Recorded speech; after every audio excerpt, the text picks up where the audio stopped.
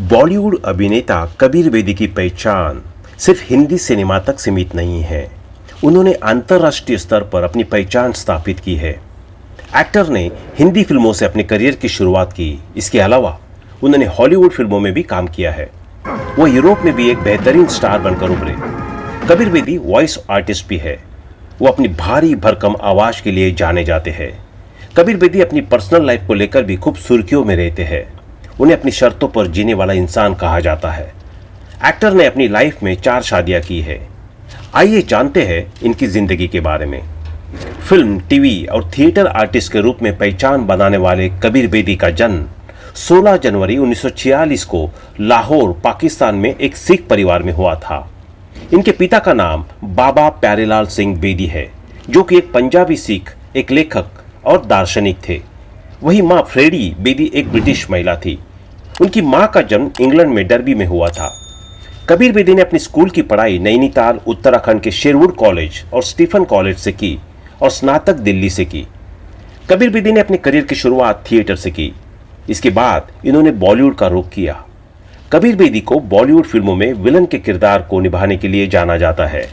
उन्होंने कई सारी बॉलीवुड फिल्मों में विलन की भूमिका निभाई है। इनमें खून भरी मांग, मोहनजोदड़ो, साहब बीबी और गैंगस्टर शामिल है।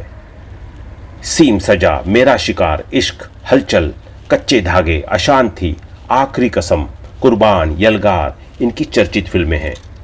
बता दें कि बेदी को भारत के पहले अंतर्राष्ट्रीय कलाकार के रूप में भी जाना जाता है।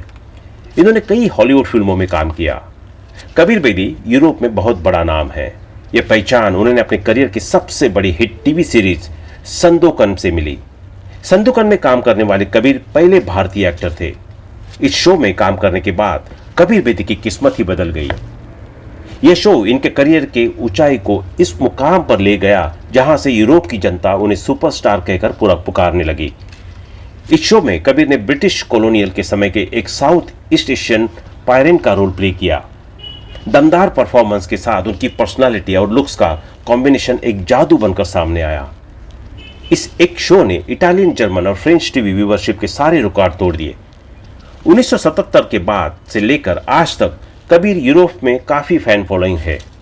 खास तौर से इटली के लोग इन्हें ज्यादा पसंद करते हैं। संदूकन के बाद इन्होंने द रिटर्न ऑफ संदूकन में काम किया। कबीर बेदी कई अमेरिकन शो का हिस्सा रहे। उन्होंने Dynasty, General Hospital, Knight Riders और ऑन विंग्स ऑफ ईगल्स में काम किया। उन्होंने American television soap opera Bold and the Beautiful में भी काम किया। यह पूरी दुनिया में देखने जाने वाला कबीर बेदी का दूसरा शो था। इन सब के अलावा कबीर बेदी को ऑक्टोपसी में देखा गया। यह 1983 की फिल्म थी जिसमें कबीर बेदी ने गोविंदा नाम का रोल प्ले किया था। कबीर बेदी का पर्सनल लाइफ की बात करें तो इन्होंने 4 शादियां की है। बता दें कि कबीर बेदी की पहली शादी वर्ष 1969 में प्रतिमा बेदी से हुई थी, जो कि एक ओडिसी डांसर थी, मगर 1974 में दोनों का तलाक हो गया। एक्टर ने दूसरी शादी ब्रिटिश मुल्क की फैशन डिजाइनर सुजैन हेम्प्रेस से की। यह शादी भी ज्यादा दिन तक टिक नहीं पाई। दूसरी पत्नी से तलाक लेने के कुछ समय बाद कबीर बेदी ने तीसरी शादी करने का ऐलान कर दिया। 1992 में कबीर बेदी ने टीवी और रेडियो प्रेजेंटर निक रीड्स के साथ शादी की, मगर 2005 में तीसरी पत्नी से भी इनका तलाक हो गया। इसके बाद कबीर बेदी ने 2016 में अपने 70वें जन्मदिन के मौके पर परवीन दोसांझ के साथ 7 फेरे ले लिए। बता दें उनकी चौथी पत्नी उनसे 29 साल छोटी है।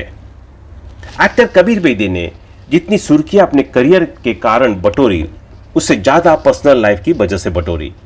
कबीर बेदी अपनी 4 शादियों से लेकर चर्चा में रहे।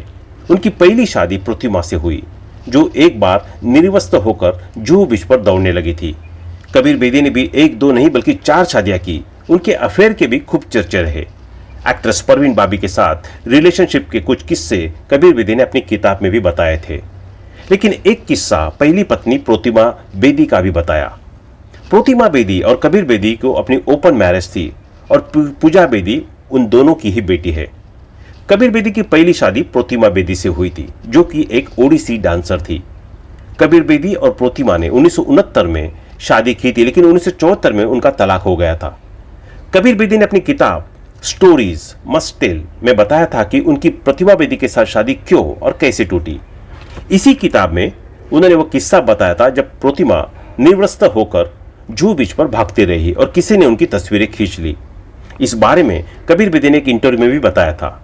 बॉलीवुड हंगामा से बातचीत में कबीर बेदी ने कहा था, प्रतिमा मलेशिया से मेरे पास आई और कहा कि मैंने स्ट्रिक किया है।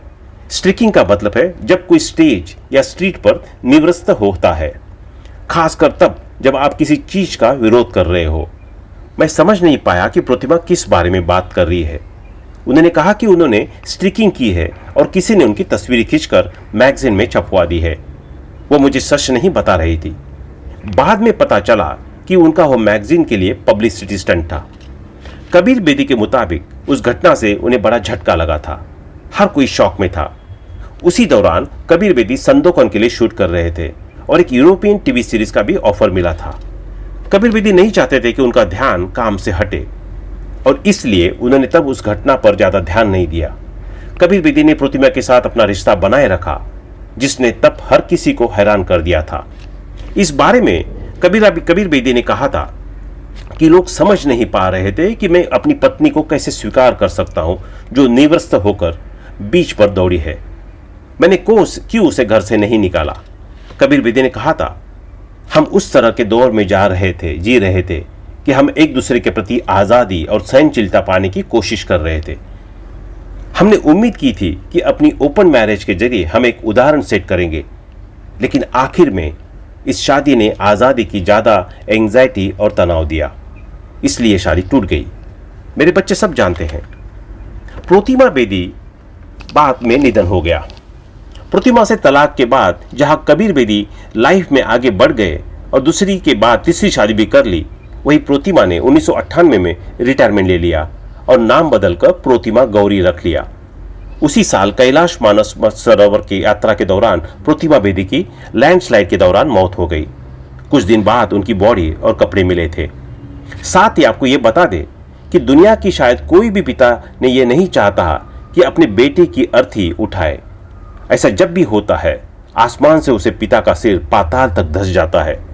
अभिनेता कबीर बेदी की जिंदगी में वो दौर भी आया जब वो चाहकर भी अपने बेटे को सुसाइड करने से नहीं रोक पाए।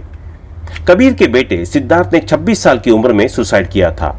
यह घटना उन्होंने दिल में एक नासूर की तरह बस गई। उन्होंने फ्री प्रेस जर्नल के दिए इंटरव्यू से अपनी आप बीती का खुलासा किया था। कबीर का कहना था कि मुझे पता था मेरा बेटा सुसाइड करने वाला है, लेकिन लाख कोशिशों के बाद भी वो अपने बेटे को नहीं बचा पाए। मेरे बेटे ने इंफॉर्मेशन टेक्नोलॉजी से ऑनर्स किया था। फिर वो मास्टर डिग्री की पढ़ाई के लिए नॉर्थ कैलिफोर्निया यूनिवर्सिटी गया। यहीं से उसकी जिंदगी बदल गई। पढ़ाई के दौरान वो डिप्रेशन में था। डिप्रेशन बढ़ता गया और वो सिंजोफ्रेनिया जैसी गंभीर बीमारी का शिकार हो गया। उन्होंने अपने बेटे का इलाज करवाया, लेकिन दवाइयाँ उसे उदासी की तरफ ले गई। उन्होंने अपने बेटे के हर दिन की पॉजिटिव बनाने के लिए कोशिश की, लेकिन उसकी बीमारी और ज़्यादा गंभीर रूप ले रही थी। उसने खुद अपनी बीमारी के बारे में सर्च किया। उसे पता लगा कि इस बीमारी के गंभीर नतीजे हो गए। एक दिन उसने मुझसे कहा कि वो सुसाइड करने के बारे में सोच रहा है। ये बात सुनकर मैं हैरान हो गया था।